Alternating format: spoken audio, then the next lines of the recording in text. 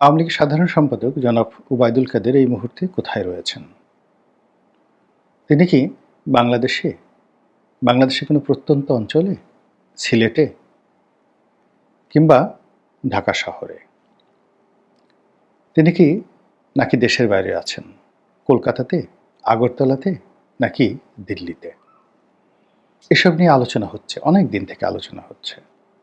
দ্বিতীয়ত, তিনি কি জীবিত নাকি মৃত?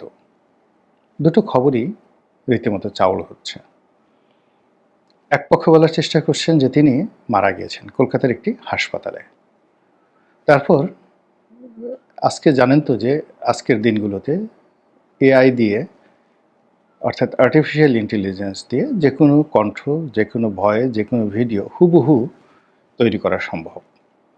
আপনি খুব দূরদৃষ্টি সম্পন্ন না হলে এবং চলচ্চিত্র সম্পর্কে বা ভয়েস সম্পর্কে আপনি যদি এক্সপার্ট না হন, আপনি বুঝতে পারবেন না।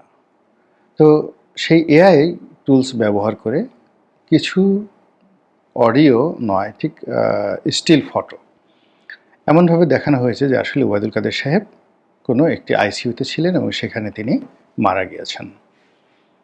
এখন বক্তব্য হলো যে তিনি কি ঢাকাতে মারা গেছেন নাকি কলকাতাতে মারা গিয়েছেন, এগুলো নিয়ে কথাবার্তা হচ্ছে।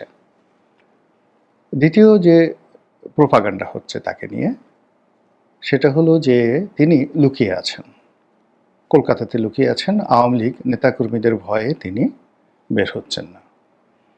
এর কারণ হলো তার প্রতি আওয়ামী লীগের যারা নেতাকর্মী তাদের ভীষণ রাগ, তার কারণেই দলের পতন হয়েছে। এবং তিনি আগ বাড়িয়ে অনেক কথা বলতেন এবং অনেক জিনিস তিনি প্রভোগ করতেন। আমরা পালাবো না, পালিয়ে মির্জা ফখরুলের বাড়িতে থাকবো, থাকতে দেবেন তো? তারপর এই ছাত্র জনতাকে ঠেকানোর জন্যে ছাত্রলীগই যথেষ্ট, ইত্যাদি নানা বিতর্কিত কথাবার্তা। এবং বিভিন্ন সময় প্রতিপক্ষকে উপলক্ষ করে কখনো তুচ্ছ করেছেন, তাচ্ছিল্য করেছেন এবং কখনো তাদেরকে প্রভোগ করেছেন যে তোমরা আন্দোলনে নামো, শেখ হাসিনার পতন ঘটাও, আওয়ামী লীগের পতন ঘটাও। শেষের দিকে তার বয়সের কারণে, শারীরিক অসুস্থতার কারণে এবং নানা রকম সমস্যার কারণে আমার কাছে মনে হলো যে তিনি কিছুটা মানসিক ভারসাম্য হারিয়ে ফেলেছিলেন। এমন আমরা দেখেছি যে তিনি ইউটিউবে এসে সামনে একটা ল্যাপটপ রেখে সোফাতে বসে আপন মনে বিড়বিড় করে তিনি বক্তব্য দিচ্ছেন। অ্যাজিভ মনে হচ্ছে যে তিনি বড় কোনো বিশাল সমাবেশে বক্তব্য দিচ্ছেন, সামনে লক্ষ লক্ষ মানুষ।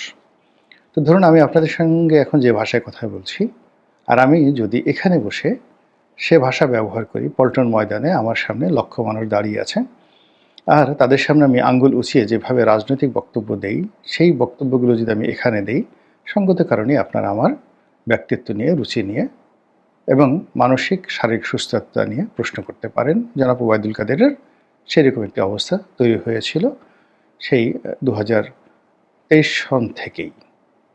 24 সনে এসে এটা সম্ভবত দলীয় প্রধানের নির্দেশে কিছুটা নিয়ন্ত্রিত হয়েছিল, কিন্তু আবার তিনি সবল হয়ে গিয়েছিলেন। তো যেটা বলছিলাম যে তাকে আওয়ামী লীগের লোকজন যে কোনো সময় মারতে পারে, এই ভয়ে তিনি লুকিয়ে আছেন। কেউ কেউ একথাও বলছেন যে ইতিমধ্যে তাকে বেশ কয়েক দফা পিটানো হয়েছে। কেউ বলছেন দিল্লিতে পিটানো হয়েছে, কেউ বলছেন কলকাতাতে পিটানো হয়েছে। এবং বাস্তবতা হলো যে বিশাল একটি গ্রুপ এখন বলার চেষ্টা করছেন জনাব ওবায়দুল কাদের ঢাকাতেই আছেন। ঢাকাতেই আছেন, কত নম্বর বাড়িতে আছেন, মোহাম্মদপুরের, ইত্যাদি ইত্যাদি নানা রকম গুজব সেই সামাজিক মাধ্যমগুলোতে ছড়িয়ে দেওয়া হচ্ছে, যাতে করে মব, আমাদের যে মব হচ্ছে ইদানিং বাংলায়, এই মবটিকে উস্কে দেওয়া যায়। এবং আপনারা জানেন যে অতি সম্প্রতি একটার পর একটা ন্যাক্কারজনক ঘটনা ঘটছে। এসটি ইমাম সাবেক প্রধানমন্ত্রীর উপদেষ্টা ছিলেন, তার সন্তান, তিনি সংসদ সদস্য হয়েছিলেন, তার সন্তানের সাবেক স্ত্রী অর্থাৎ তালাকপ্রাপ্তা স্ত্রী, তিনি অন্য একটা ভদ্রলোকের সঙ্গে বিবাহ বন্ধনে আবদ্ধ হয়েছেন। সেই ভদ্রলোকের বাসায় হামলা চালানো হয়েছে যে ওখানে আওয়ামী লীগের লোকজন লুকায়িত রয়েছে, এবং বলা হয়েছে যে সেখানে তারা গিয়ে ভাঙচুর, লুটপাট থেকে শুরু করে যা ইচ্ছে তাই করেছেন।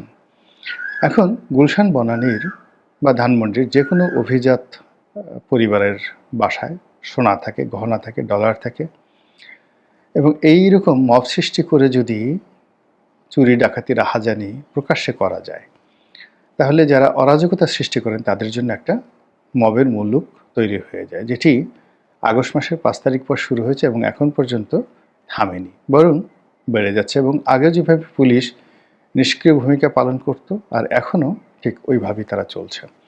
তো ওবায়দুল কাদেরকে নিয়ে যে ভাইব ছড়ানো হচ্ছে, গুজব ছড়ানো হচ্ছে যে তিনি ঢাকাতে আছেন, অমুক অমুক এলাকাতে আছেন, অমুক নম্বর বাড়িতে আছেন। এখন সেই বাড়ি যদি এরকম মব সৃষ্টিকারীরা তারা ঘেরাও করে, ভাঙচুর করে, এখন ওই পরিবারে যদি ওবায়দুল কাদের থাকেন ভালো কথা, যদি না থাকেন তাহলে কি অবস্থা হবে? বসুন্ধরাতে একটা ব্যবসায়িক প্রতিষ্ঠান, বলা হলো যে এই প্রতিষ্ঠানের অফিসে আমির হোসেনের নামও লুকিয়ে আছে। এই কথা বলে শত শত মানুষ সেই ব্যবসা প্রতিষ্ঠানটিকে ভেঙে চুরে একেবারে তছনছ করে ছেড়ে দিল।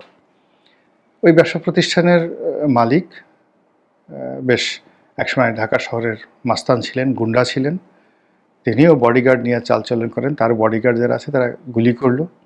অমনি মব এমন পর্যায়ে চলে গেল যে আর ওই ব্যবসা প্রতিষ্ঠানের যা কিছু আছে তছনছ করে ছেড়ে দেওয়া হলো এবং সেই ভদ্রলোক জেলখানাতে চলে গেলেন বা তাকে গ্রেপ্তার করা হলো এবং বোধহয় 4-5 মাস সে জেল খেটে আবার সম্প্রতি সে বের হয়েছেন। তো এইরকম যে কোনো ভদ্রলোক, ধরুন আওয়ামী লীগের একজন নেতা মন্ত্রী লুকিয়ে আছেন মির্জা ফখরুলের বাসায়। এখন মির্জা ফখরুলের যারা বিরোধী পক্ষ, আওয়ামী লীগের লোকজন কিংবা এমনকি তার নিজের দলের লোকজন, তো এরকম একটা গুজব যদি রটিয়ে দেওয়া যায় এবং মির্জা ফখরুলের বাসা যদি ঘেরাও করা হয় এবং সে বাসায় যদি তছনছ করা হয়, আওয়ামী লীগের রাজনীতি যেভাবে বেড়ে যাবে আর বিএনপি রাজনীতি সেভাবে শেষ হবে। একইভাবে যদি বলা হয় জামাত নেতা শফিকুর রহমান সাহেবের সিলেটের বাসায় ওবায়দুল কাদের সাহেব লুকিয়ে আছেন, কি হবে বলেন তো?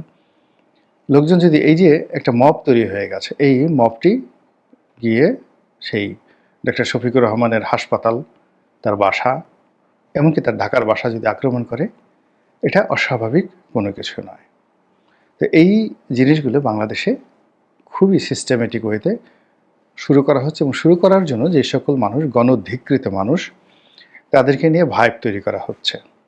যেমন যদি বলা হয় হারুন এখন কোথায়, বিপ্লব এখন কোথায়, তা হারুন, বিপ্লব, পুলিশের বা বেনজির এখন ঢাকা শহরে আছে, প্রচার করে দেওয়া হলো 15 দিন 20 দিন কন্টিনিউয়াসলি প্রচার করা হলো। তারপরে অমুক অমুক এরকম আওয়ামী লীগের যাদেরকে ঘৃণা করা হতো এরকম 100-150 লোককে কেন্দ্র করে যদি অন্ততপক্ষে এক একজনকে কেন্দ্র করে যদি 10টা করে মব চালানো যায়, 10টা বাসা লুটপাট করা যায়, তো 1000 বাসা লুটপাট যদি আপনি করেন, ধনী অঞ্চলে অর্থাৎ গুলশান বনানীতে যদি 1000 বাসা এইভাবে লুটপাট করা হয়, তাহলে একটা বাসা থেকে অন্ততপক্ষে 3-4 কোটি টাকার মালামাল যদি নিয়ে যাওয়া হয়, কত কোটি টাকার ডিল? 4-5 হাজার কোটি টাকার ডিল শুধু এই মব করে করা সম্ভব। এবং এই কাজটি এটা বিশেষ গ্রুপ যে করছে না তার কোনো ইয়াত্তা নাই। তো কাজেই এই যে ওবায়দুল কাদেরকে নিয়ে আলোচনা হচ্ছে, তার একটা অন্যতম কারণ হলো মব সৃষ্টি করার একটা পায়তারা। দ্বিতীয় যে ঘটনাটি, সেটি হলো যে ওবায়দুল কাদের তার কর্মজীবনে এতটা নিন্দনীয় ছিলেন যে মানুষ তার বিচার চাচ্ছে, মানুষ তার মৃত্যু চাচ্ছে, মানুষ তার অবস্থা জানতে চাচ্ছে এবং মানুষ তাকে শাস্তি দিতে চাচ্ছে। ফলে তাকে নিয়ে কিন্তু আলাপ আলোচনা হচ্ছে, এর মধ্যে একটাও কিন্তু পজিটিভ নেই। একজন জীবিত মানুষকে যখন বলে ফেলা হয় যে সে মরে গেছে, ওই জীবিত মানুষের আর বেঁচে থাকার কোনো, যাকে বলা হয়, অর্থ থাকে না, জীবনের কোনো মানে থাকে না। এই পৃথিবী তাকে বাই বাই টাটা জানিয়ে দিয়েছে, এই পৃথিবীর মাটি তাকে ত্যাগ করেছে, আলো বাতাস তাকে ত্যাগ করেছে। কাজী ওবায়দুল কাদের সাহেব জীবিত থাকেন বা মৃত থাকেন এটা কোনো বিষয় নয়। বিষয় হলো সবাই তাকে এখন মৃত ব্যক্তি হিসেবে ধ্যান জ্ঞান করছেন এবং এই পৃথিবীকে তার প্রয়োজন নেই, এই পৃথিবীতেও তার প্রয়োজন নেই। দুটো মানে তিনি এই পৃথিবীতে বেঁচে থাকেন এটা যেমন তিনি সেই আশা আকাঙ্ক্ষার বাইরে চলে গেছেন, আর এই পৃথিবীর কেউ ওবায়দুল কাদেরের মতো একটা প্রাণীর প্রয়োজন আছে এটা মনে করছে না। তো এরকম অতীতে যাদের বিরুদ্ধে এরকম বলা হতো যে তারা মরে গিয়েছে, আলটিমেটলি তারা সবাই মরে গিয়েছে এবং খুব অল্প সময়ের মধ্যে মরে গিয়েছে এবং তারা জীবনের সেই যে হৃদম, পৃথিবীর আলো বাতাসের সঙ্গে তাদের যে সম্পর্ক, সেই সম্পর্কটা যখনই চলে যায় প্রকৃতিগতভাবে মানুষের মুখ দিয়ে এইভাবে মৃত্যুর সংবাদ বের হয়ে আসে। তো সেই দিক থেকে ওবায়দুল কাদেরের যাকে বলে গ্রহণযোগ্যতা, পৃথিবীর সঙ্গে তার সম্পর্ক, প্রয়োজনীয়তা এটি শেষ হয়ে গিয়েছে। ২ নম্বর হলো যে তাকে নিয়ে এত সমালোচনা কেন? তার জীবনের কয়জন মানুষ তার দ্বারা উপকৃত হয়েছে?